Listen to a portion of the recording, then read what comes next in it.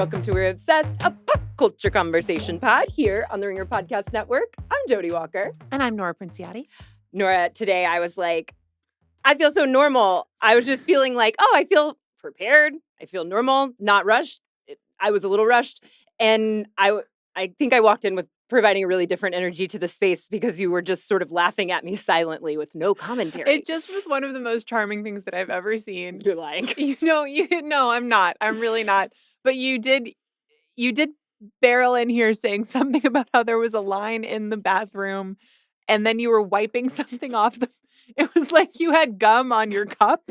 I don't know what it was. It was foam. If there is one thing I'm going to do, it's bustle into a space. You were really bustling and you were wiping gum off the bottom of your cup and then you were sitting down and you just went, I feel really normal.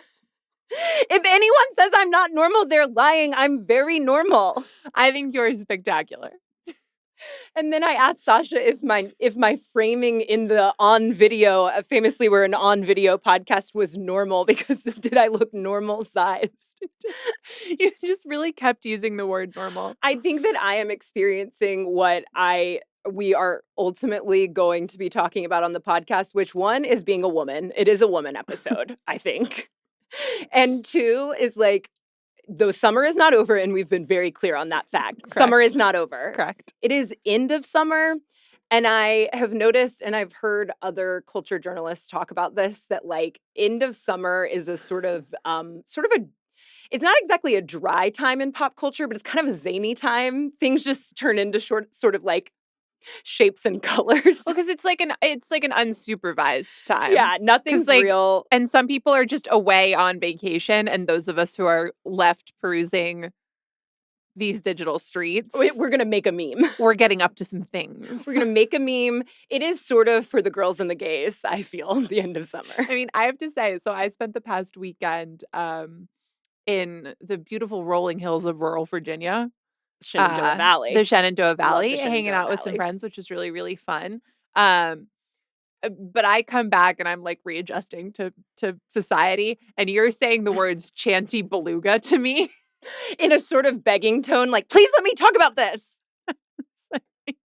I know I already got away with the Maddie's Secret gift, but please let me talk about this. You came in very cleansed, and I was like, I'll figure it out. I'll get up on this before we need to go there. Thank you so much. I offered you an out again, and you left it in the outline, and you just remember that later. I can tell how much it means to you. Thank you. Before we get to some of our like most absurd summer stories, I would be remiss if we didn't acknowledge the loss of, I was going to say one of our foremothers, but really like four sisters of our people, millennial women.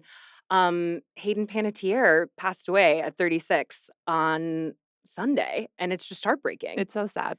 It's so sad. I mean, the fact that like, I think this feels very much like the loss of Michelle Trachtenberg felt, because like you said, this is not a mother, but a sister. This is someone who we like really grew up watching as a peer. And it's just so awful. And it seemed like, it seemed like there were parts of her life, which was in other ways amazing and impactful. And like, I will, remember so much of her work, but that there were things that were really, really hard for her.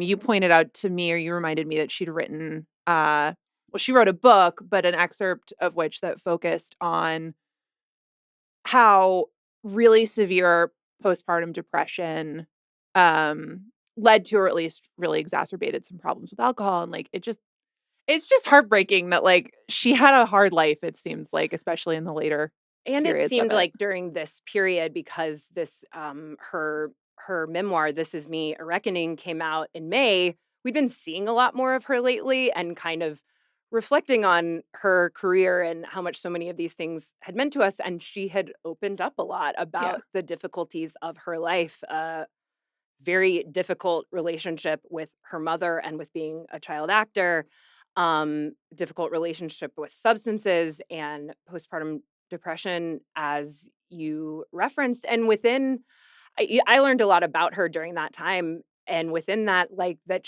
when she was having such a hard time after giving birth, she granted full custody to the father of her child, even though they weren't together anymore, because that was the best thing to do for her and for her child. And I think that's so difficult and gracious. It's just, any time would be a difficult time to lose her. But during this time where we've been hearing more from her and thinking more about, remember the Titans. I know that she grew up and did so many more big things, not the least of which were all those Neutrogena commercials where she was just splashing so much water in her face. Yes. And like, when you tell me about how hard it is for you to wash your face without making a mess, and many people tell me this, you're imagining. That is what I'm imagining, is like, oh, well, they just learned to wash their face from Hayden, and so that's what they're still doing. It is very like impactful. in that, I reread that cut piece, and she mentioned that they dropped her after she went to rehab, I think for the second time, and like, that's so fucked up.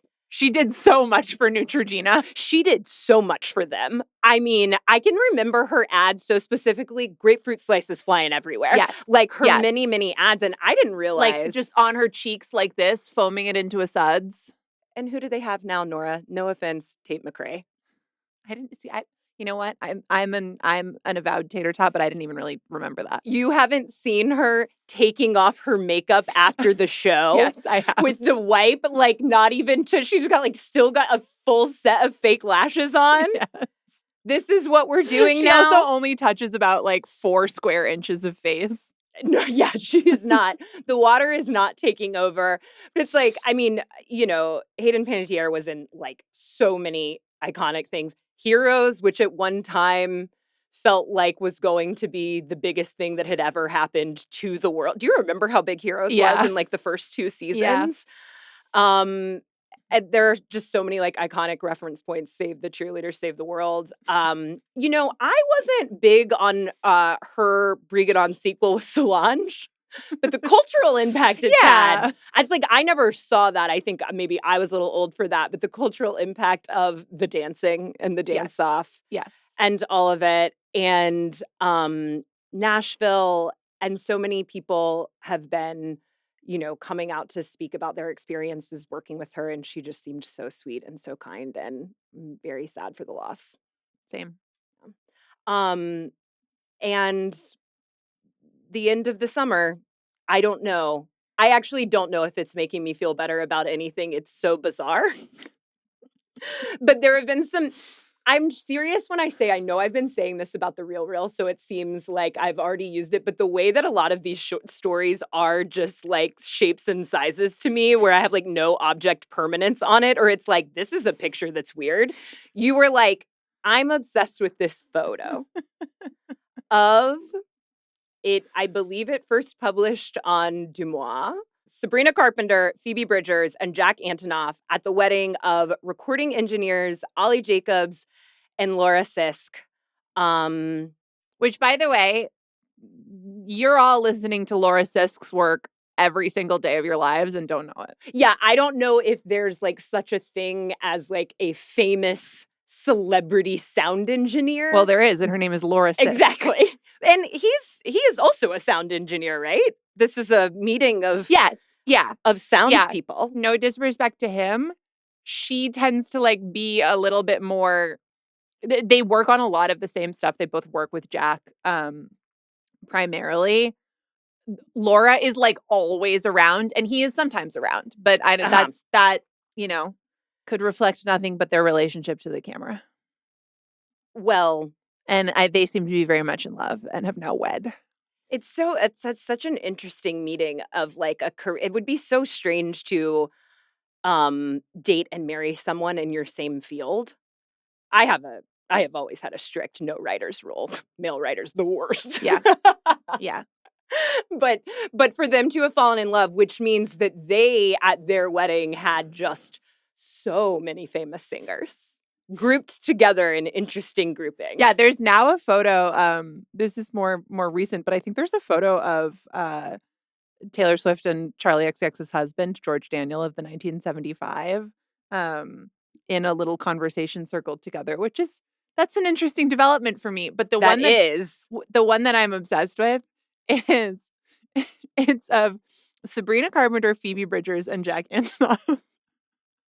And I have one question for you. Why is he looking at me like that? Why are all of them looking at you I'm like that? fine with the women. No, because they're allowed. Yes. Uh, They can look at me like that. So all three of them unhappy to see the camera. Oh yeah, he does. He has like a toothpick in He his has mouth. a toothpick in his mouth. Jack Antonoff has a toothpick in his mouth, and then in one hand, he's got one hand sort of across his body, and then the other hand is holding a glass of wine with like the bowl of the glass just sort of between his two of his fingers. Mhm. And then he's holding what seem to be 3 different books. I have zoomed in. This as was much as evident to me possible. immediately, knowing nothing about these people, this wedding. I said, oh, Jack Antonoff is officiating. That feels right. This is 2 vow books. These are what they have their the 2 vows books written do in. look like vow books. And then what is the smaller book that you've zoomed in on? Or the larger book, the Or bottom the book. larger, the chunkier book. Maybe it's something that a reading came from. Yeah. My feeling is that he did a reading that he opened a book for. Yeah, no, that feels right. But he's holding classy. a glass of wine and 3 books. He's got a toothpick in his mouth. He looks so unhappy.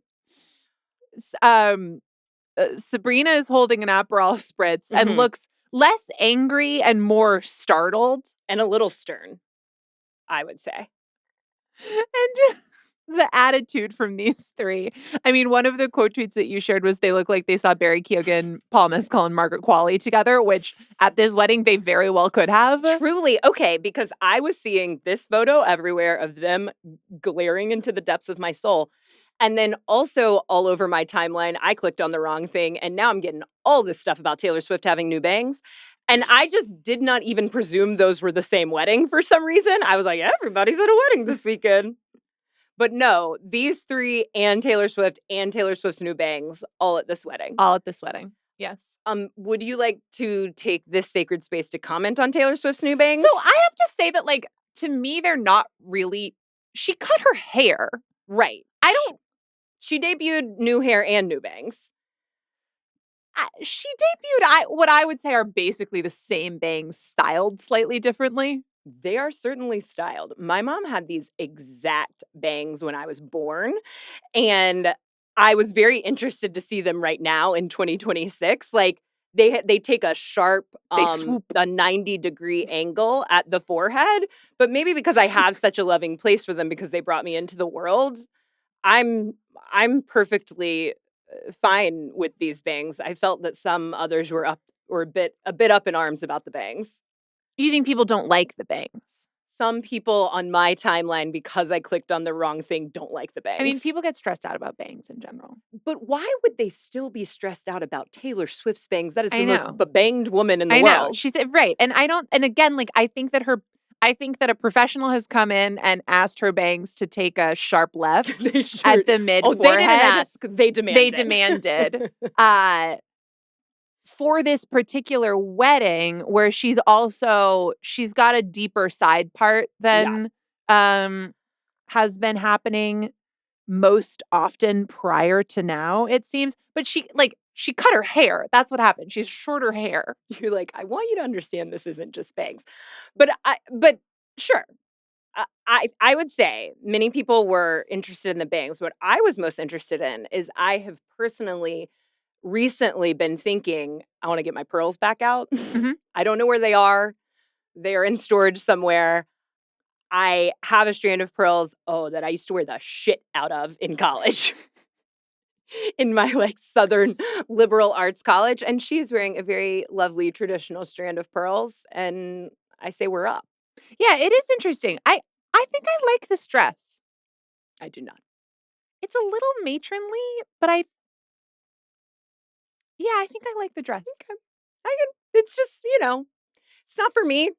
I struggle with a V-neck spiritually and personally. I would like for you to understand where I'm coming from in terms of a bar here. No, I understand. I think it's a nice But dress. I liked that she went to a different wedding earlier this summer where she wore a very floral, bright dress, and I liked that dress. as a bright floral person Where myself. she went to the one in Greece. Who could say? There have been so many celebrity weddings this season.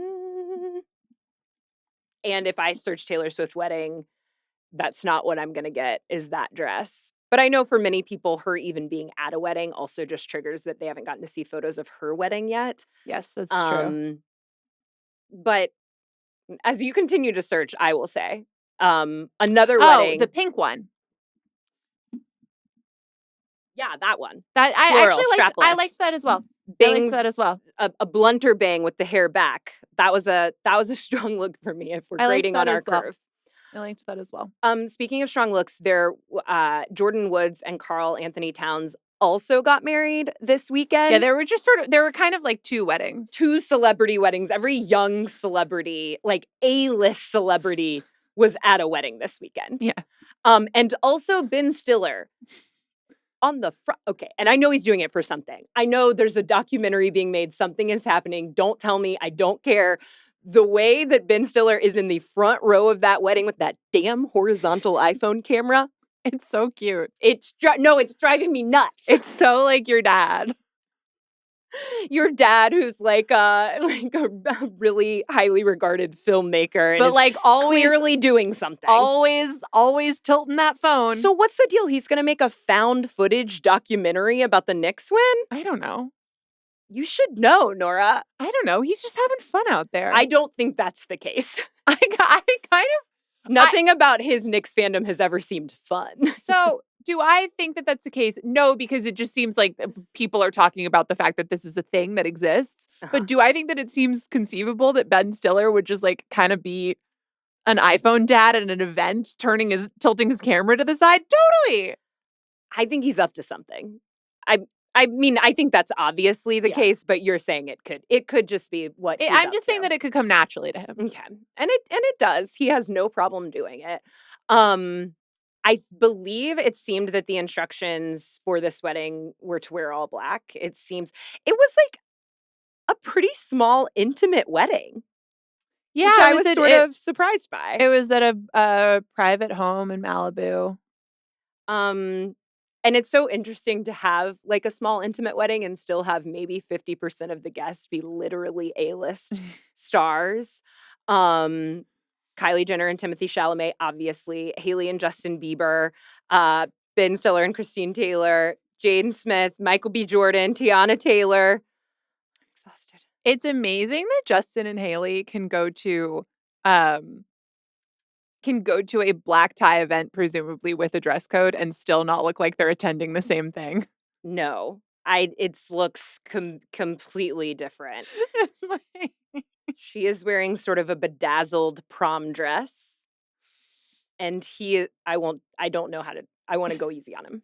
Yeah. I'm not going to, what I'm going to not do is describe it. Yeah. Yeah. But I know for Love Island lovers out there. It's just like there's a shape of a pant leg that's always doing something. Talk about shapes and colors and sizes. Is what I'm seeing. I actually do feel that way about this whole thing. You know who I will rag on? Timothée Chalamet, because he can take it. Why does he look like that? No, totally. Why'd he do Bob Dylan again? Right. He went back. He reverted back? It's also like, clearly this was like, I don't know. I don't know if they said black tie or if they just said like wear black formal wear.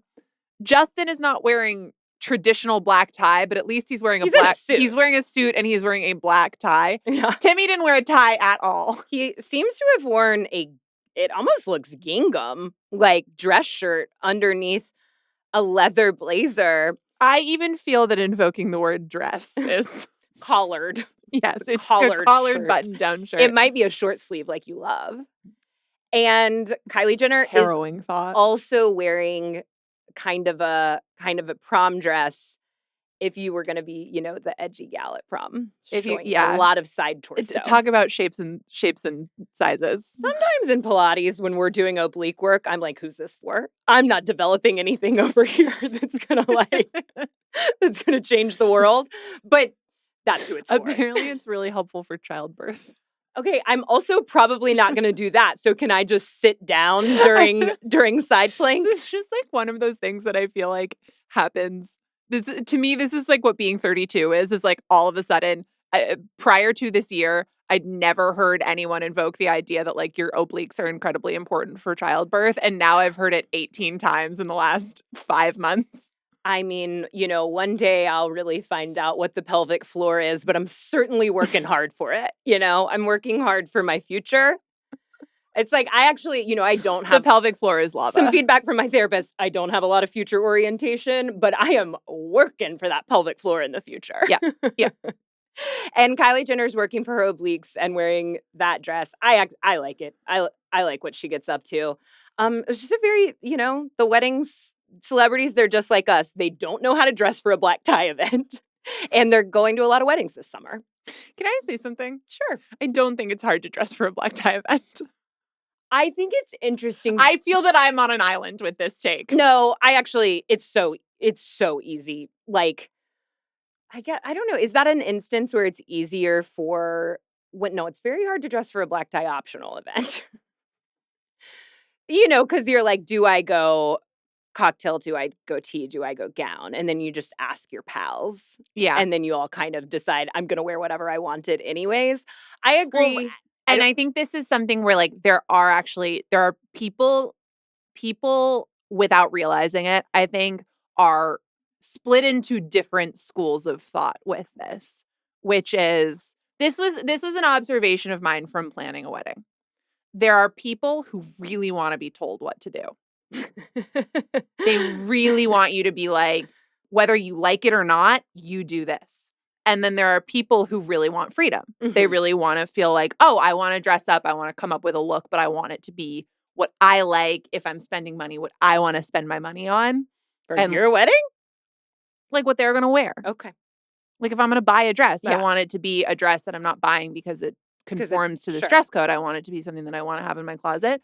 And like it's just so interesting to me that people have really different philosophies. And I don't think a lot of the people who are like really strongly in one camp or the other realize that they're in one camp or the other. Yes, because I'm a secret third thing, which I think is actually more dominantly what most people are, which is like, I want to wear something that I will like and look good in, and that let's be honest, the bride, that the bride of this wedding will like. I generally treat a wedding kind of like a theme party, and the theme is the bride, and sort of dressing for her or just for like something that they will like. And I don't find it particularly hard to find something that I like, that like a friend, they don't have to like it. I know everyone's not like, I'm dressing for the bride, but I think that people who have such strong feelings like you're stating, either like, I don't want to be told what to do, or I do want to be told what to do, are smaller groups of people. That wasn't your experience. It's not entirely my experience. With an entire invitation of people or a wedding party? No, actually more like, okay. I also think this is also from from attending other people's weddings. Like I actually think because you hear people talk so much about like wedding dress codes are so confusing. And like, don't get me wrong, the dress code to my wedding was black tie, period. Like there was not a lot of room for interpretation. The only one that I truly think is out of pocket is beach formal. That is the only one where I'm like, all right, get out of here. Nobody knows what that means. I feel I could achieve that easily. I am often dressing in beach formal, but this is what I just rent for a wedding. I know everyone doesn't rent, but like just do 1 month of Rent the Runway or Newly stop for a worrying wedding. About getting it wrong. Like you're not going to, if people who really care about you getting it wrong are going to remove the ambiguity, I think. True. I find it most fascinating when celebrities are doing it because it almost seems even more difficult because it's like the world is at their fingertips. They could wear anything. Right. They could wear something off the rack. They could wear something that their stylist has chosen. They could wear something from their closet. And therefore, the things they often choose to wear is like, that's what you came up with? Yeah. So interesting. And the stakes are so high when it's a celebrity wedding because you're going to be photographed. Yeah. But I also like when like Taylor Swift turns up to a wedding in a like off the rack, I believe that pink dress I was referencing. I feel like I saw it linked somewhere and it was like a price I wouldn't have expected, like a lower relative lower price. Yeah. Yeah. So, some celebrities, they're a little bit just like us. Some celebrities are Nicole Kidman, who I become increasingly obsessed with by the day. And I'm always like, I didn't know it could. Markarian. That's where that dress is from. She's actually worn Markarian, I think, to 2 different weddings. It's a good, and when you find something you like to wear to weddings, you can stick with that. A lot of Markarian on the Real. You know where you could get it. It's not rentable, but it Just is saying. secondhand buyable. I am finding Nicole Kidman to be the inverse of Tom Brady, which is that like she is also the most divorced anyone has ever been, but she is like making it aspirational. As a non-married person, I want to be divorced so that I can be doing what Nicole Kidman is doing all the time. And that's excluding the 17 shows and movies she's making. I just mean living like her. She had a profile in British Vogue, which Pop Base really popularized a certain quote from by tweeting, Nicole Kidman shares her approach to raving in Ibiza. This is from Nicole Kidman with an accompanying photo I cannot describe, but we'll try momentarily. Dinner at 10:30 p.m., club at 1 a.m. I'll put on glasses. Sometimes I'll wear a little dark wig to hide, and then I can just dance. As long as I'm surrounded by the people I take with me, then I'm fine. I need it. She's living. I need it. She needs it, and she gets it. And it, both in the British Vogue piece and in this Pop-based tweet, is accompanied by a photo of her in a red Dolce & Gabbana dress and sunglasses that show her eyes. And she's like a little cross-eyed. They look like the kind of glasses that have eyes drawn on them. And I can't, they've either AI'd them in, or she is truly piercing my soul with them. But this whole piece, which is like conceivably centered around the Practical Magic sequel, is just, it's a real ride. There's a part, it's like right before she starts. If you told me this was a wax figurine, I would believe you. And I loved this this photo spread, but some of them are weird. And often she is doing a little bit of wax figurine work.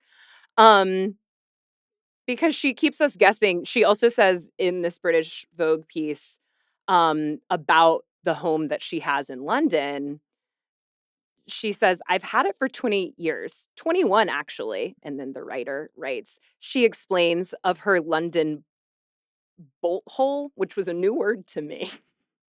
I didn't know that a bolt hole was kind of like a little getaway home. Little place to pop. Kind of like a little secret getaway. And it looks like butthole every time I see it. It's fun to learn a new word. Yeah. I'm gonna take it out on the road because she says, I'm stealth. I'm good at slipping in and slipping out of everywhere, which does make you think that any rave you're at, Nicole Kidman could be there in a little wig. In a little wig. I hope so. I do too. Okay, and this leads us to. Listen, it was a big week on gay Twitter. Am I gay? No. Sometimes. Are you on Twitter? Yes. Sometimes do I get to partake in the festivities? Yes, as an ally. And there is something happening on the internet this week that is like so inexplicable. It's so end of summer sillies.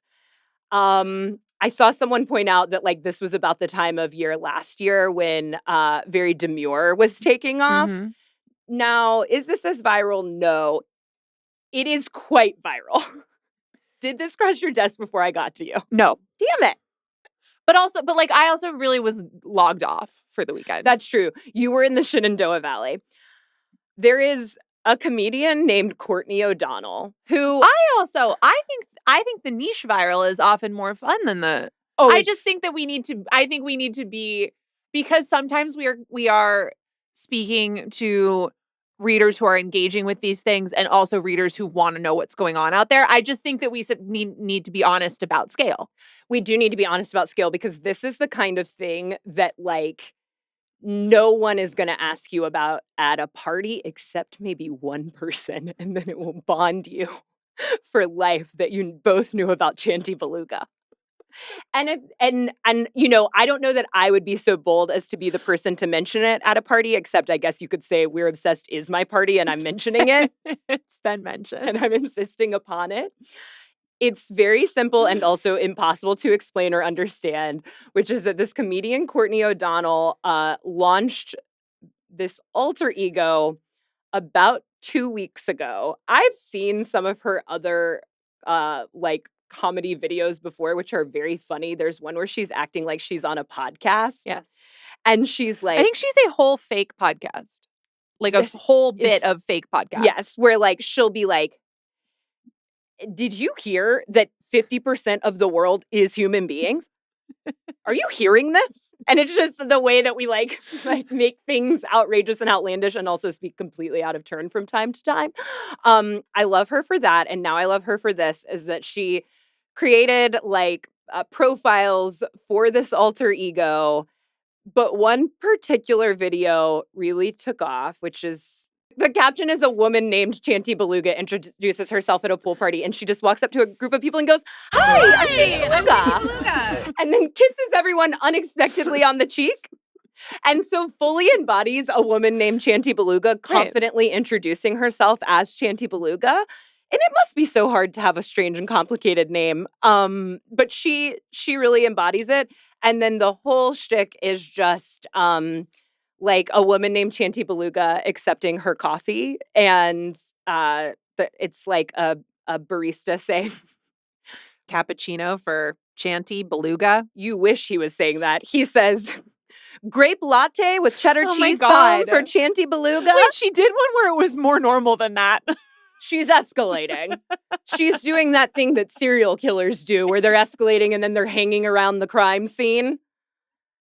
And the cops are gonna find her. Wait, Truly, that's so funny. It's getting like more and more unhinged. She did one where she was like like a woman named Chanty Beluga ordering takeout, and she's like, yeah, I'll take the swordfish burger for takeout for Chanty Beluga. Just like not crazier and crazier. Wasn't it swordfish burrito? Yeah. Yes, way better. And you know, this is the kind of like flash in the pan thing that I just need sometimes, where people have become completely obsessed with her. And if you dare not take her seriously on the internet, you will be shamed. It also is really wonderful for me that this has happened at the same moment that Diana Agron has been cast in Industry season 5 as Skip Binksy, the Skip Binksy. A like CEO of a wellness tech company, CFO, opposite Zosha Mamet's CEO. Is the CEO. And I know that as, you know, a Taylor Swift adjacent person, you're happy for Diana Agron to have a job. Everyone's always a little worried about her not having a job. Everyone's a little worried about what she's up to. That old accent she's working on. And can you imagine in Industry, which has is all, you never know if it's going to be in America or in the UK. No. Can you imagine what she's going to be doing vocally? I can't wait to find out. And with Zosha by her side.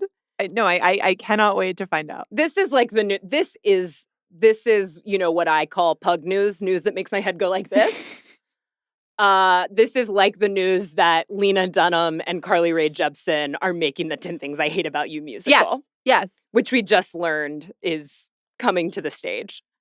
The girls are collaborating in new and exciting ways. It's true. I have found that a lot of times when it's a woman episode, it's actually because we're just talking about scams. What do you think about that? There's a lot of scamming going on. I mean, last week when we logged off, like immediately after, were like written down to quote back to you, because we logged off. We have 4 people in the room, excluding myself, who is uninformed. You, Remy, and Lucy in the booth. And each one of you, like, as we logged off, was like, hey, did you hear about how Phia was doing more scamming and all the Slack messages came out? Hey, did you hear about the Forbes 30 under 30 fraud? Hey, did you hear about Selena Gomez doing fraud? We're not even going to get to that one. Yeah. And I was like, guys, DM me. I would do breaking news on the pod. It was very exciting, and we've had to wait until today to get to it. No, we had to save it up for Scam Corner. Oh, but I am realizing that I skipped one woman. Yeah, and I think we gotta get her in. We gotta circle back. I skipped a woman. As much as the Democratic Party has been doing, am I right? But not Jon Ossoff, the hot senator from Georgia. Hotter by the day. What supplements is he on? He's taking creatine. Probably. Jon Ossoff was doing a campaign rally in Midtown Atlanta, and he was really going for it on saying, that Donald Trump has started this war, left us in the dust, and now while everyone is struggling, he's just off doing whatever he wants to do, basically saying that Trump doesn't want to do his job. He just wants to build his ballroom and travel with Natalie. Now, the move to only use her first name is diabolical. It's very canny. Democrat stuff. It's very canny to just call her Natalie. Canny thing to do. He was referring to the White House aide and well known to be Donald Trump's executive assistant, Natalie Harp, only by her first name, which really caused many people to say, who the fuck is Natalie? It's so funny because all I can hear is the Lily Allen, who the fuck is Madeline? Nora, you have just saved my life. I am not kidding. I broke down and asked AI. Claude? About that lyric because I couldn't the only thing I could hear in my head is who the fuck is Natalie? And it was like, I just kept being like, what song says who the fuck is Natalie? It's Madeline. Why didn't I just ask you first? Because I didn't know. I was like, I'm only going to be able to do this with a voice memo. And I'm going to have to be like. I'm really on a roll. My mother-in-law, like a month ago. I cannot believe you solved that for me. We'd been at a family wedding and she was like, what was the song that they were playing? Everyone was dancing. There was something about alcohol. And I hit her with Shabuzi Tipsy immediately, and I was right. She gave me so little information. I'm sure that an important factor of this is that you also, you speak Jodi and you speak your mom, and you can do this for us. Yes. And I should have known that I could come to you in a vulnerable way and just sort of repeat some, sounds that were going through my head and you would have gotten me there.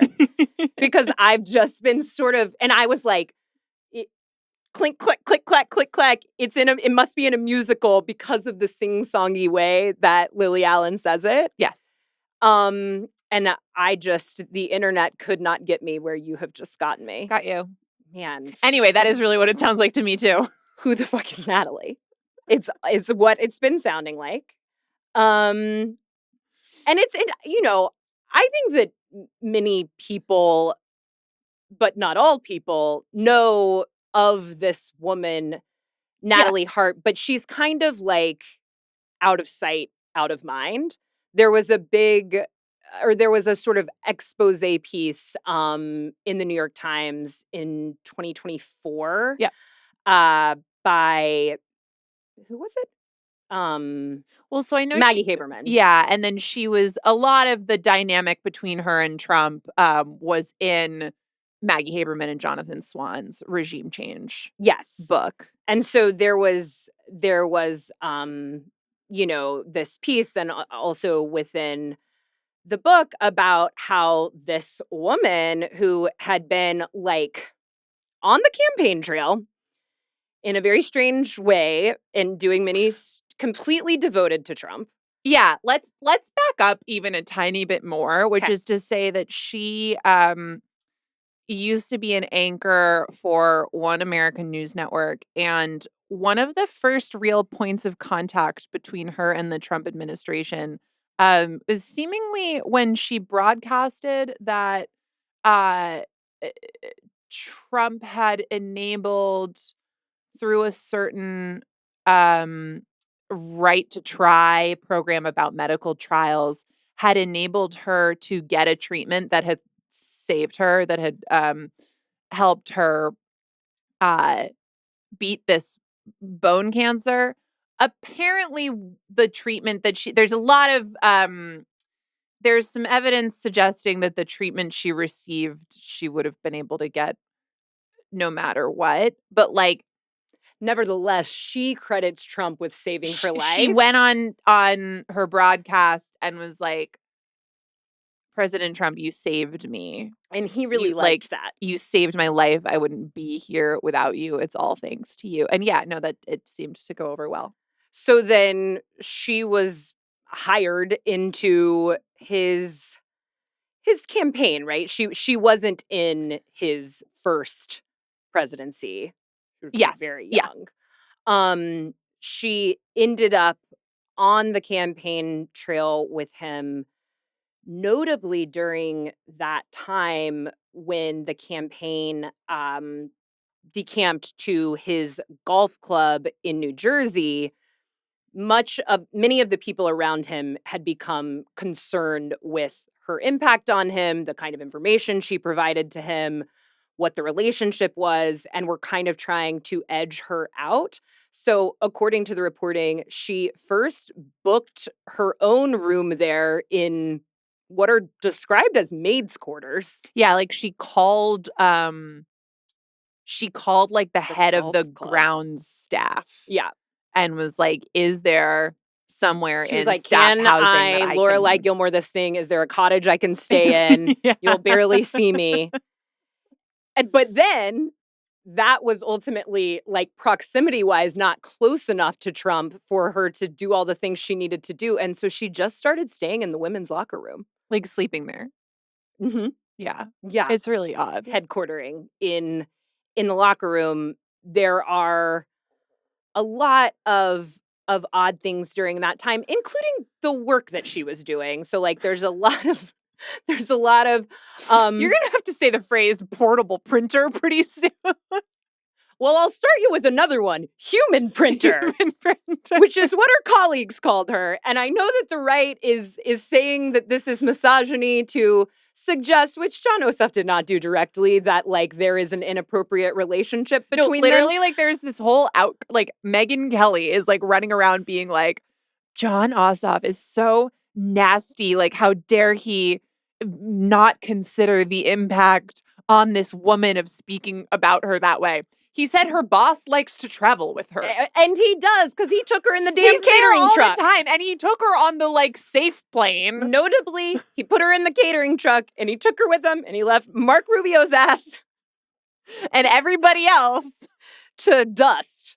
So we're stating the facts. Her colleagues calling her a human printer. Cutter. Maybe not the facts, but it is well known that she follows Trump around with a portable printer and a battery pack to charge it just in case, to print off mostly all of the nice, like any nice thing that someone is saying about anybody says them. Something nice about it, even if it's like from 2016. But there was also the moment during, I believe, the campaign trail when a bunch of like a cartoon character, a bunch of papers exploded out of her hands. And that was when people discovered that like her job was to have this collection of like articles and printouts from obscure websites and like fan art of Trump to just show him. It's kind of like you know what I was about to say? A 3-dimensional blog. Someone called that a book. But it's actually not like a book. It's like a collage. It is like she collaged 9/11 scrapbook. For him. She collaged all of his really artwork for him. Scrapbook.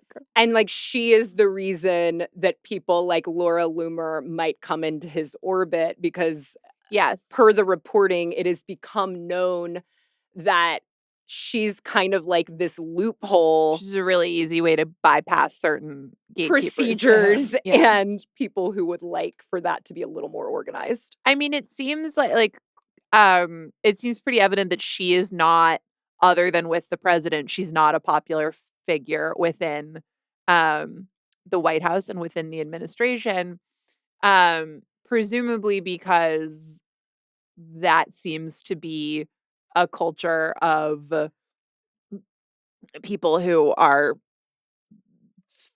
sycophants fighting for one person's attention, and she has a lot of it, but also because she does seem to be a little bit bad at her job. Yes, she's Ergo papers flying.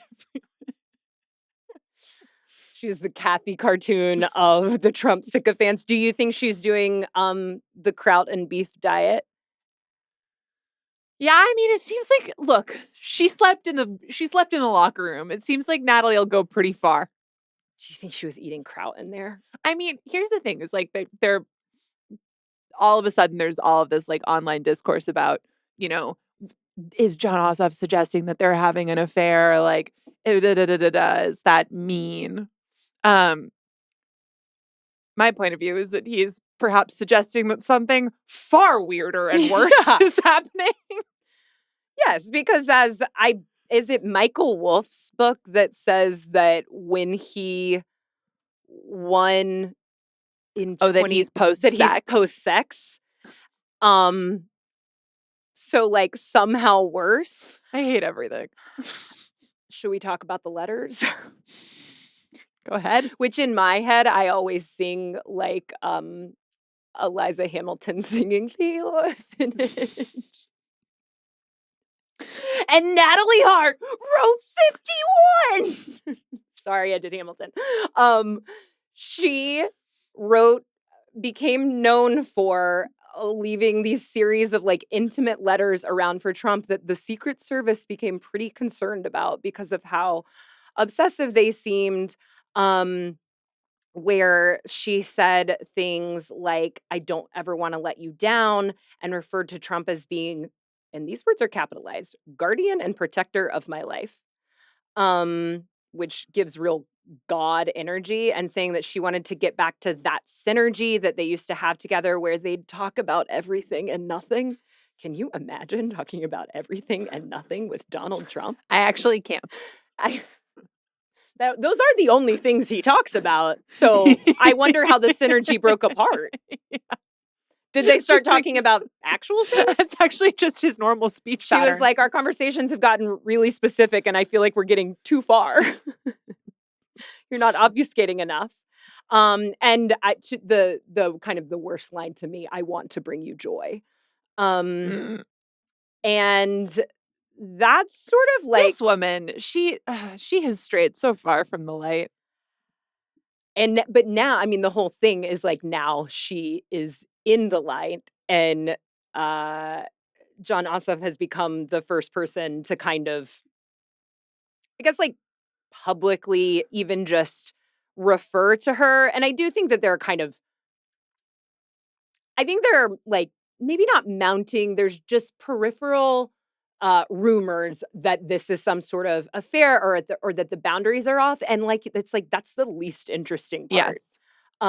Everything else is so much weirder. Now, if you're wondering, how did President Trump respond to being asked about this? First of all, he berated a reporter in front of a 16-year-old lifeguard who was being celebrated. And then second of all, when he was first told about Ossoff referring to Natalie, he said, "Who said that? You mean that Pee Wee Herman lookalike?" It's like, listen, man, there's stuff you can go for, but that guy's been looking good. And I don't think you can mock his youthfulness. Yeah. That was the best he could do. I mean, that's a good sign, I suppose. Well, and then to be very clear, he went on to address the accusations that he's only concerned with his ballroom by talking a lot about his ballroom and saying that people who oppose the ballroom are disloyal to our country.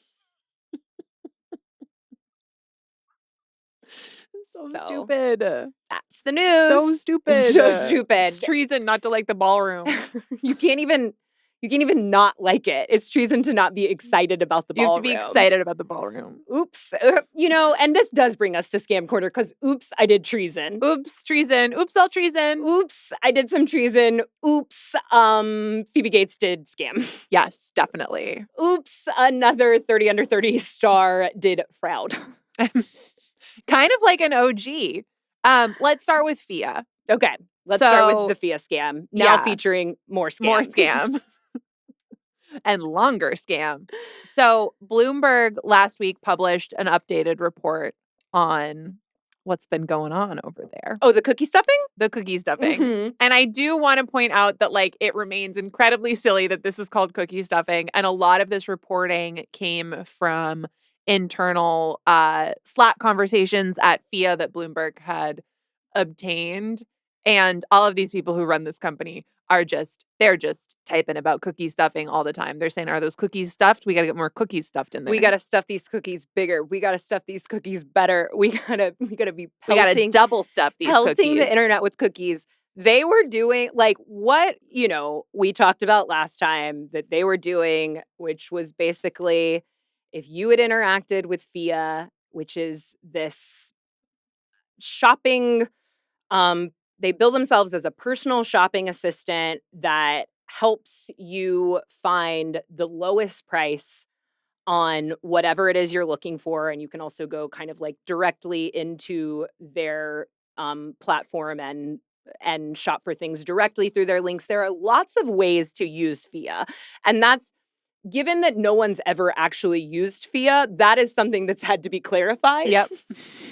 I would say a lot of what came out of this new reporting is how much work the plugin was doing for cookie stuffing, which was originally not immediately evident with the first thing that they found, which was when you interacted with Phia at all, it basically opened up a window or a tab in the background of your internet and dropped a cookie so that anything you may purchase in the future, Phia's affiliate code would override any other affiliate code. It would attribute your purchases to being made through them, even when you had not directly interacted with Phia at all to make that purchase. And that's a big no-no in the affiliate world. Yes. And so that report, the initial reporting was from July. And when Bloomberg contacted Phia to say that they were writing the story, Phia said, we've just found out about this because of you guys letting us know. No proud. It's a mistake. It's a bug. We've fixed it. We've only known about this in the last 24 hours. And so what this latest reporting shows is that there were Slack messages both from Phoebe Gates and from her co-founder, Sophia Kiani, where they were both talking about this as early as December of 2025. So like 7 months before they said that, we just found out because you guys let us know and we're going to turn it off right now. This is the first we're ever hearing of this. One of these quotes or one of these Slack messages. Whatever we can do to keep these cookies dropping will be amazing. Thank you. Thank you, period. Which, can you imagine if you got a thank you, period on Slack? Well, particularly from your boss? Well, and also from either of these two women, which, like, those of us in glass houses will not throw stones, but they are of their generation. They Slack with absolutely no punctuation whatsoever. Yeah, and oftentimes replacing the word you with the letter U. Which yes. It's really hard to... Those kinds of things actually, like, skip a generation, I think. Gen X really, like, text messages and Slacks a lot like Gen Z. Yeah. Where it's, like, it's the abbreves and the just cool. Which Phoebe maybe goes... Can you, just letter U, confirm auto pop for cookie drop is live on all sites, all in all caps, lowercase w with a coupon to confirm we are monetizing, blah, blah, blah, blah, blah. Cookies. Well, so it's all cookies. Bloomberg's gotten a hold of these Slacks. And I think, our immediate first response is like, hey, don't Slack about fraud. Sure. And sure, they can say that they didn't know they were doing fraud, but just because you don't, that is because you have not done the due diligence. You have a make sure that you're not do doing fraud. It's very evident that what they're doing is cheating. It is it's against every rule. It's against the literal rules of affiliate marketing. It's also against the social rules. Well, and also that it seems to have been pretty impactful for their business because I think the latest round of Bloomberg reporting, I think meaningful takeaway number one, they were aware of this much longer ago than they said they were. And then the second piece is that they also reported that Phia's average daily revenue has really gone down since they quote unquote fixed this. It was averaging about $80,000 a day, and now it's like somewhere in the 10 to 28 has been kind of the range within which it's oscillated since they disabled the bug in July after the initial reporting. So like it seems as though they were and Phia said a little bit like that the way that they're counting isn't right, but there is some evidence to suggest that this was a huge way in which they were driving revenue.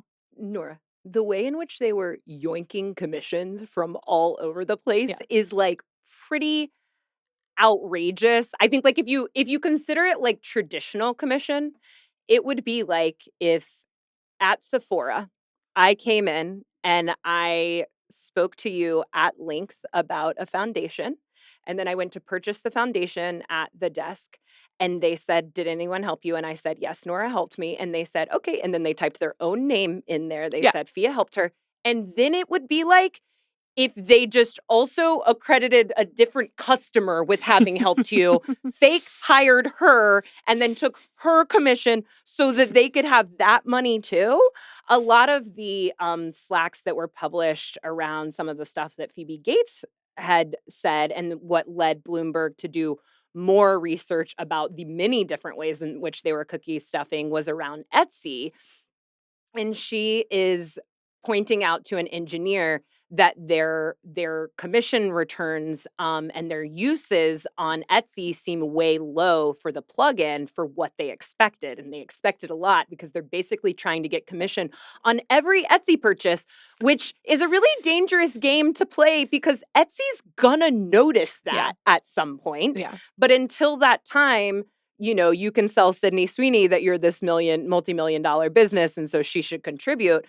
They were doing this thing with their plugin, where so it's not only if you interact with Phia, but if you interact with their plugin, which suggests coupon codes to you, even if you don't use a coupon code, you get a cookie.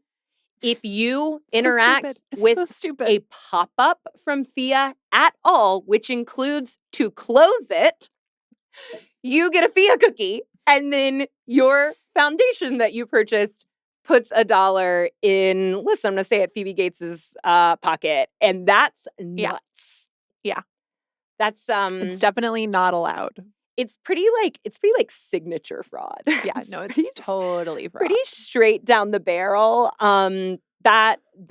Oh, okay, wait, this is the last one. They were doing all this stuff with cookies. So that was the new kind, was that plugin cookie. They were also doing something called passive trigger, which is that also in their code that's taking over your internet, it renews their cookies that they've lobbed at you every 2 hours. So even if you then go back to Sephora and are like, "Oh, no, I see on my receipt that my commission went to Phia. It was actually Nora who helped me pick out that purple eyeliner." They will be like, "Oh my gosh, I'll fix that in the system." And then this bitch is going to come back in and do it again. Right back in. That's crazy. The girls are doing fraud. Not all of them. It appears to be. Not all girls, but some girls are doing fraud. So there's been a lot of talk of like the punishment for this is like up to 20 years in prison. Like Phoebe Gates is going to go to. She's not going to go to prison. There haven't been any charges. She's not going to prison. Like nothing's happened except I think probably the most interesting thing, and especially like during this influencer recession, et cetera, is just to like talk about affiliate marketing a little bit and be like, this working? I mean, I think it probably will have ramifications for the company. They seem to be legally exposed. Certainly. In a number of ways. I just will also very likely have to, and already have had to in some ways, pay back the money that they stole. Yes. Because that's stealing. Now, is it from like Nordstrom, so who cares? Yeah, but still. department stores are going out of business, and Yeah. this is why. No, you brought to my attention something you knew would float my boat. Well, because I just know that the 30-30 to prison pipeline is something that means a The lot to 30 you. under 30 to prison pipeline to fraudulent scammer pipeline is one of my favorite pet things on the internet. Famously, everyone on the 30 under 30 list is a scammer. Is doing a scam. And if you see like a young person where you're like, wow, that person's very young to have done so much scamming, you see them getting caught, they were on the 30 under 30 list. Yes. It works like a charm.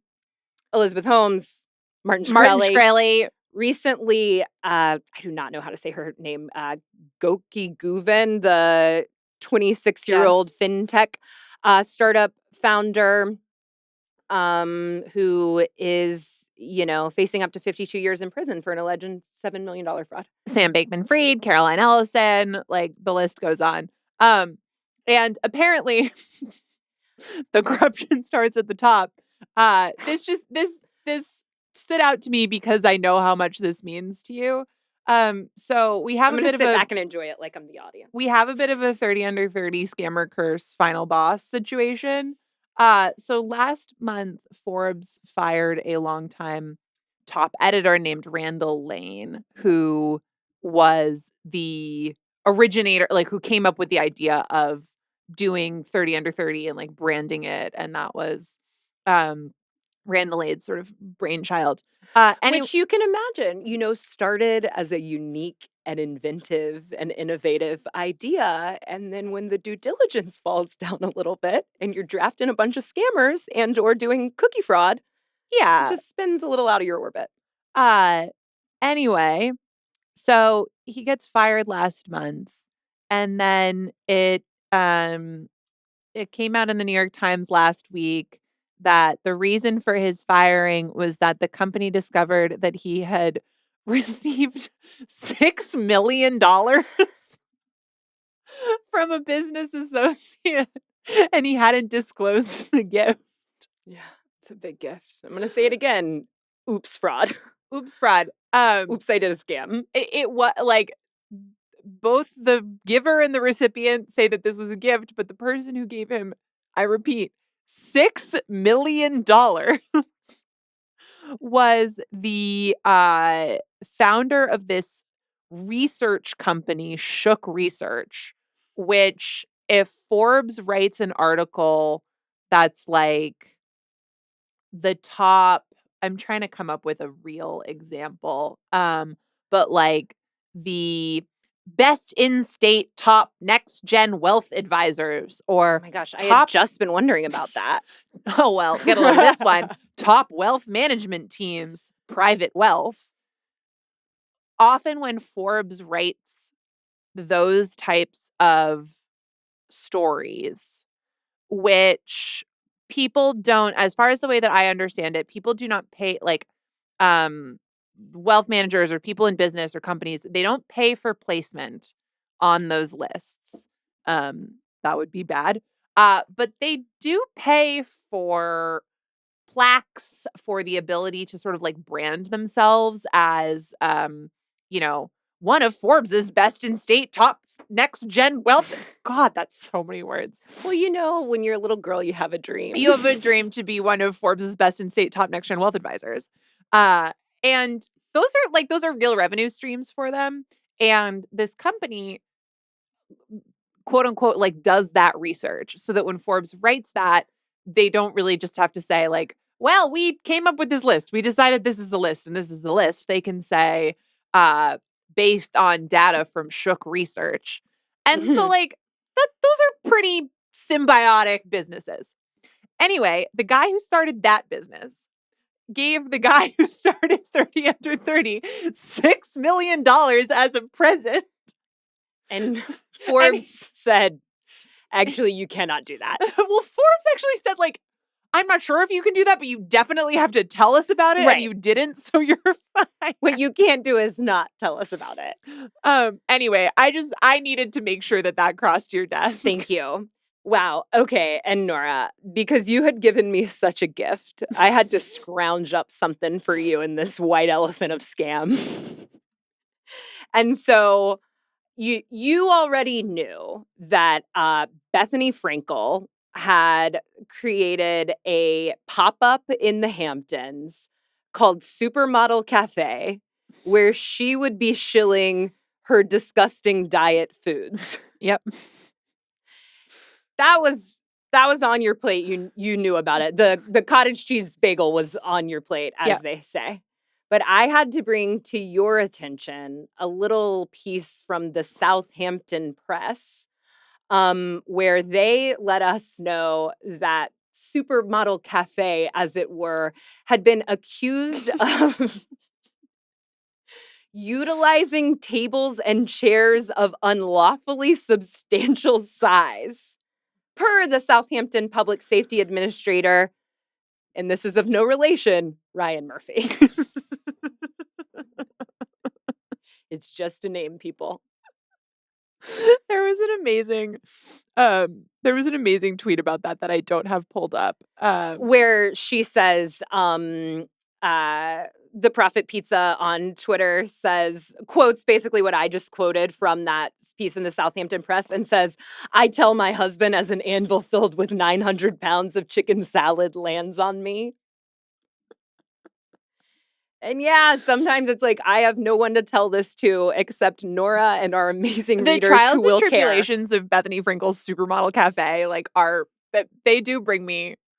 they bring me a smile. I mean, the first thing that I thought was funny about it is that it is in Quogue. Yeah, it is in Quogue, yes. East Quogue. It's in East Quogue, which I don't remember if Bethenny came down on either side of this, but of course. Well, if this is happening in early seasons of Roni. Yeah, she's a little more down to earth. She couldn't come down on either side of anything. She was selling margaritas in Whole Foods. And I don't mean selling them to Whole Foods corporate. I mean with an apron on. Standing behind a very red display. Begging people to eat her wares. Eat and drink her wares, which is actually what she's still doing, but in a much more concerning way. But Sonia didn't want to go to Quogue. Sonia didn't want to go to, it's a Sonia season. Didn't want to go to Quogue. The Supermodel Cafe is in Quogue. The unlawfully sized chairs are being reported about by the Southampton Press. I think it's just like a juristic. I mean, and let's face it, Quogue doesn't have the same infrastructure. They're borrowing Ryan Murphy from Southampton. They have to borrow Ryan Murphy from Southampton to oversee their oversized tables and chairs.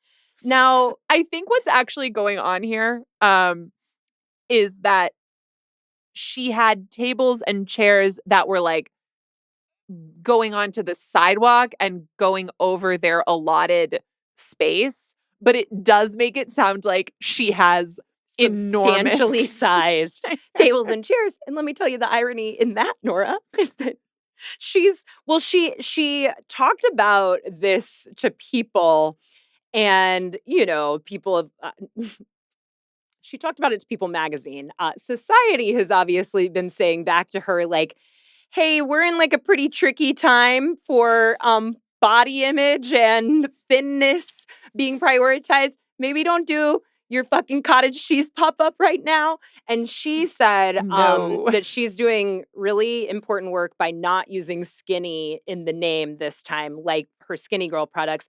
And she says of Supermodel Cafe, it's a better term. Supermodel's a better term than Skinny Girl. It has a tongue-in-cheek wit to it, a fun to it, a flirt to it. You're in on the joke.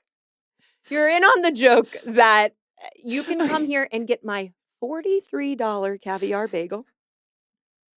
Like a supermodel might. Like a supermodel It's not about being skinny. That's what supermodels do. It's about being a supermodel. They buy caviar bagels from Bethenny Frankel. And then she's going to have the nerve to get a bunch of big-ass chairs? Okay, I retract my previous statement. They're big chairs. They are big chairs. They're like those egg chairs. They're like the basket. How dare. Can you imagine eating a bagel in an egg chair like that? Actually, have you ever seen, I think it was it was Chris Fleming on Caleb Heron's podcast, or like they're having some the conversation. Bible? And yeah, no, exactly. And Chris invokes the, I believe now defunct, fast casual restaurant chain By Chloe. I don't know her. Okay, so you're the Caleb Heron in this situation, and I'm the Chris Fleming. I don't know her. Caleb has no clue what he's talking about. And Chris is communicating this Caleb story. and I from the South. We don't know Chloe. Right. I hadn't met a woman named Chloe until I was 26 years old. By Chloe in the Northeast, in like 2016, like was operating kind of like health food. It was like health food bowls. And so you could go in and you could get like tofu and microgreens and whatever. And like that was what was in your bowl. But they had the seating was, imagine it's like these chairs. So you have sort of like the cage and then I'm eating my jail food in my cage. But then they were hanging from the ceiling. The chairs? The chairs at By Chloe were hanging from the ceiling. And it was a genuinely crazy space, but it just was so, because not a lot of people should know what that is, but if you do, it really was evocative, but it also was so funny that like to Chris, this felt like a universal language, and Caleb was like, I have simply no clue what you're talking about. All I can think about the whole time you talk about it is like, in the South, we have chicken salad chick. I don't know what else to tell you. And I don't like that Bethenny Frankel is trying to shill her chicken salad, which is also in that same People piece. She's like, they talk about how some of the TikTok reviews haven't been great. And she's like, yeah, it's not great food. It's not going to be the best food you've had because it's diet food. I can't wait to go. That's all for Scam Corner, Nora. It is time for our favorite part of every Wednesday episode, introspective questions. I feel like I say this every week, but I didn't know what we were going to get here. When we asked last week, what is a recall that you flagrantly ignored? Or one that you would Or ignore. the one that you would, yeah. But that was kind of like, honestly, the second part of it was if we needed to. Yeah, we didn't need it. Just in case people, because we weren't quite sure we how didn't many need people it. were you out guys here. have been ignoring a lot of recalls. Yeah, no, totally. You guys are doing it. And I would like to, at this time, quote Rochelle, who said, I never thought I was an uptight type A person at all until this question was asked on the pod last week. And it stressed me out so much I had to turn it off early. I will be tuning in to see what you maniacs are doing, though, maybe with a Xanax first. And like, I feel seen. I'm like, oh, people are also just waiting until they light on fire. Rochelle, I feel a kinship with you. But as a public service announcement, as someone who might light on fire soon, I would also like to quote Caroline, who said, as an automotive quality engineer, married to an automotive safety engineer. Oh my gosh, they're just like the sound engineers. I know, so cute. We would like to implore you not to ignore your car recalls. Okay. Thanks, ladies. Love the podcast. Kissy face emoji. Love you too. So that's just like a blanket statement out front. Yes. As we get to a lot of people ignoring their car recalls. Yes. But sometimes doing them. I would like to start with I'd like to actually start with a message that did two things. Confronted us and talked about a recall.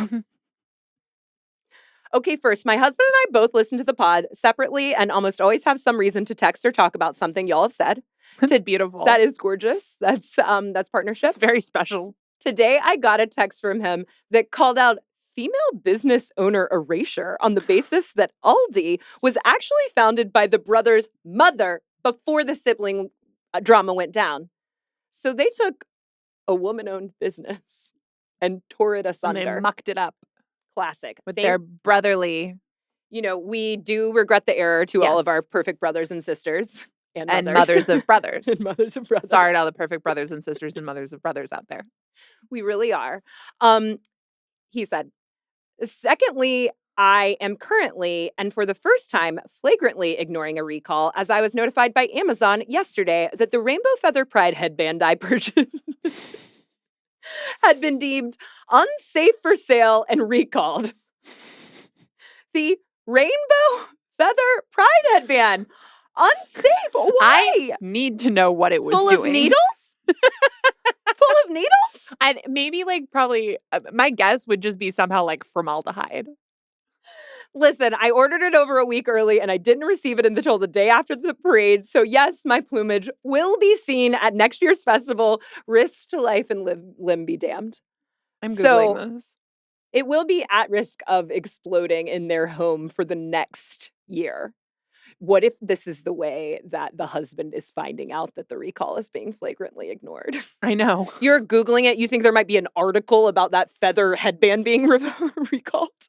Okay, well, pop in the DMs for us and let us know what exactly it was doing to people, because I can't figure this out. Yes, what was the feather headband doing to people? Yeah. Salmonella? Oh, okay. And I should also state, I don't know that we'll read any of the specifics on the food recalls that people are ignoring, but it's basically all of them, despite all of my dogged work in this space. I'm also ignoring a lot of them. Mostly people were like, listen, I'm not going to stop eating at Chipotle. I might get salmonella. I'm not going to stop eating at Chipotle. And you know what a freak I am? I haven't eaten at Chipotle in probably a calendar year. And after getting all these messages, I was like, I had Chipotle last night. I would like to refer to Molly, who I will call her recall legend. She is living a very dangerous life right now. She's living life on the edge. This message came with 3 separate recall bullet points. She said, I have several items with active recalls. About a decade ago, a space heater I used for work was recalled because it's known to burst into flames. I've not done anything about it, nor do I plan to. One of my staff is currently using it. You know? This is great writing. Yeah. This is there's a word economy to this that really, Molly has conviction. A narrative, a story. Molly also says, like Sasha, my Kia has a recall because of that TikTok Kia Boys thing from a few years ago. Sasha says, not my car, my friend's car. Like Sasha, the Kia has been recalled. Sasha, known Kia driver and Kia recall ignorer. She gave the Kia to her friend and it might explode. We'll see. I had completely forgotten about this, the TikTok Kia Boys thing from a few years ago where kids were breaking in and starting Kias with USB cords or something. And there's a software update to fix it, but it's just so much effort to go to the dealership. My Kia's a manual transmission, so no one seems to know how to drive a stick anymore. So I basically think that I'm safe, but I would like to point Molly to Maggie. Wait, hold on. You're missing the best part of this. Okay. No one seems to know how to drive a stick anymore. So both times it's been broken into, the would-be thieves have been unable to steal it because they can't drive a stick. They can't drive a stick. I again, this is great writing to me because the reveal of Molly doesn't pause to say it has been broken into twice. She says, so when it was broken into, actually not a problem because they can't drive stick. They might be able to turn on a Kia with a USB cord, but they can't drive stick. I'm just wondering if we ever need a little editing in the future, if Molly might be available for hire. I know. And as a favor to Molly, I would like to point her quickly before we get to her third active recall to Maggie, who said that she ignored a Hyundai anti-theft software situation. And then my 2011 Hyundai Elantra was stolen from my driveway as I watched through the window. Oops, lesson learned. It's like, if that is the recall, it might get stolen. If the recall is about it getting stolen, it's probably going to get stolen. Okay. Third active recall from Molly. Nora, you related to this one. Do you know about this item? I do know about this item.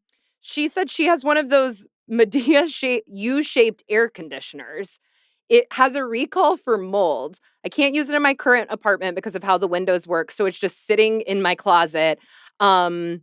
Oh, she did recall this one and got about $250 from the recall, but That's they can't good. take the unit back, so it's still just in my closet.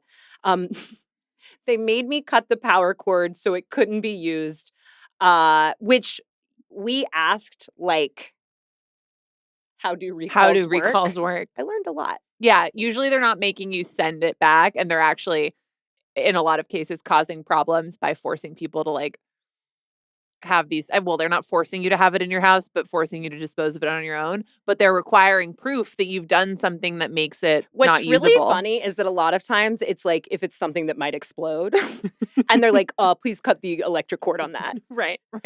Yeah, stick some metal scissors in Hey, there. you got some metal scissors? Cut the cord on that air fryer that's going to explode any moment. However, I do want to say that apparently, I don't know for myself, but I've recently been looking at air conditioners, and apparently this is a great air conditioner, and they've fixed the mold issue.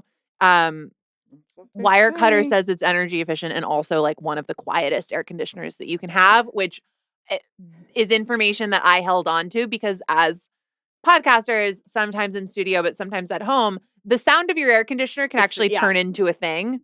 But apparently it's great now and it doesn't have the mold issue anymore. Just news you can use. Well, that's the thing about recalls is a lot of times they're just trying to fix something. But if they're not going to like refund you and help you get the next one, then it's kind of just a nuisance. And you're like, I don't want to deal with this recall. Like Ray said in our Spotify comments, my Peloton was recalled for a faulty seat. And the process would include Peloton shipping me the materials to fix it myself. And ain't nobody got time for that. I mean, my understanding is that Peloton customer service and Peloton troubleshooting is a real, hey, sorry to hear about that, bud. And good luck with that. Oh, absolutely. And like this question came through so hard in learning funny things about our readers. My only regret is I don't think that we got anyone who had the West Elm Peggy sofa.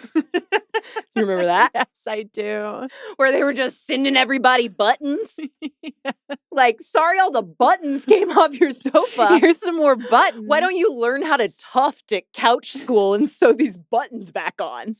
The other 365 buttons. That's where they were. Can we do all of the Trader Joe's ones? Yes. This is my favorite category. Trader Joe's isn't real. It's never been real, and nothing proves it more than its recalls. The best thing about a Trader Joe's recall is always like specifically what it is for. It puts these things where it's like bursting into flames. Like they are getting creative. So one of them, well, and I mean, this does remind me of like, one thing about Trader Joe's, and this is like completely, I know this anecdotally, is that their cheap wine, the like $3 chuck, I don't know if it's still $3, it can't technically be classified as vegan because they just kind of run machines through the fields. And so they're like digging up rats out there. Yeah. So there's like animal content in the wine. Yeah. So on a base level, and that's not recalled, on a base level, you're dealing with that. No. That's how it's supposed to be. It's supposed to have a little bit of rat. That's running as it should. The rat's part of it. Gamey. Now, here are the accidents. So, this was from G Pro Meter. The recall was of Trader Joe's soup dumplings. The reason was that they were recalled for hard plastic. And they said, surely I'd notice that. I actually relate to that a lot, where it's like, the bigger and bolder the recall, the more I'm like, I feel like that's okay. Well, because I do think that we all, like, we are slightly conditioned from living in a world where we're frequently looking at product disclaimers that say something like, jug of gasoline for if your car breaks down. Don't set this on, like, may be flammable. Don't set this on fire. Yeah, I was just, because we'd been thinking about this, while I was in my bathroom today, like a tag that I hadn't taken off of the bath mat, it had a little writing on that was like, if you get it close to a flame, it'll explode. And I was kind of like, why is everything always about to explode? But it's like, well, this is a cotton bath mat. Right. Yeah, if you get it...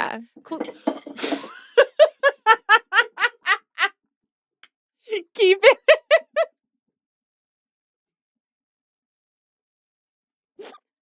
Okay, I think that was proof that I got to get rid of the air fryer. That's going to explode. That is today's energy. If you're only listening, if you haven't yet subscribed to video podcast, I did just almost knock an entire iced latte off the table, and now Nora and I are crying. Wow. And that's the Trader Joe's checkout line energy where there's always a sign. Wait. I'm gonna let you do them. Oh, okay. Yeah, I'm gonna let you do them. I'm just saying there's always and that's the Trader Joe's recall, and there is another one. That's the checkout energy. Is there's always a little paper sign that's like, "There's loose rats in here. Please bring back your peanut butter." Yeah. What were the other ones that from Trader Joe's? So this is from a Minnesotan Hobbit. Flagrantly ignored a recall for Trader Joe's almond windmill cookies, and then in parentheses, may contain rocks. Trader Joe's isn't real. May contain rocks? Where'd they just pick up? They just picked the almonds and were like, well, that looks like an almond. They have them in like a mortar and pestle. They're just grinding the rocks and adding it to the recipe. They just accidentally ground the mortar and pestle too. It actually just, you open up the box and it is just a box of rocks. There's loose rocks. It's just rocks. There's loose rocks in here.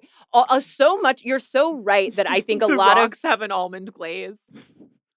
Delicious. And it is like, really I'll notice that. I'll notice if there's rocks in here, right?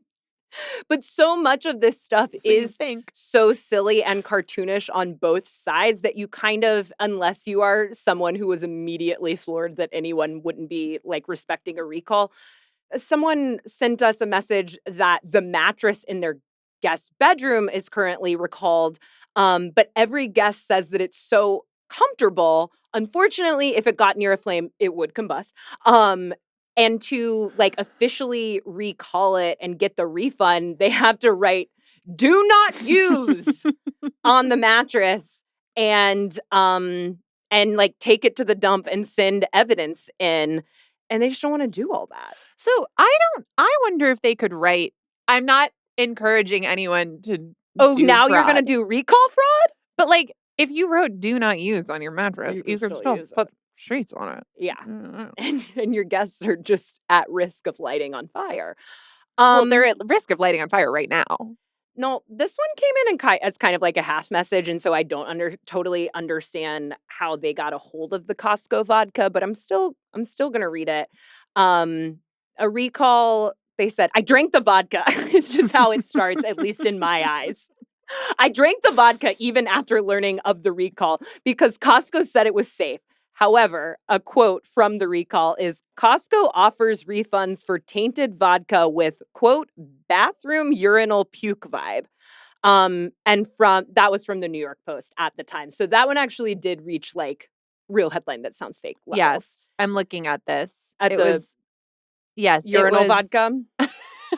Costco was forced to offer refunds of its in-store brand vodka after a flurry of complaints that the booze, quote, tasted like lighter fluid.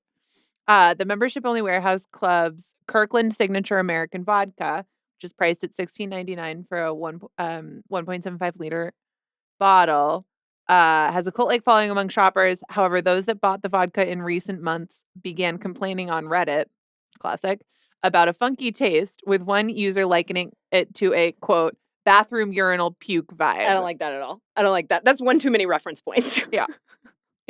What has happened there? Okay. This last one just really reminded me so much of myself. This is from TK.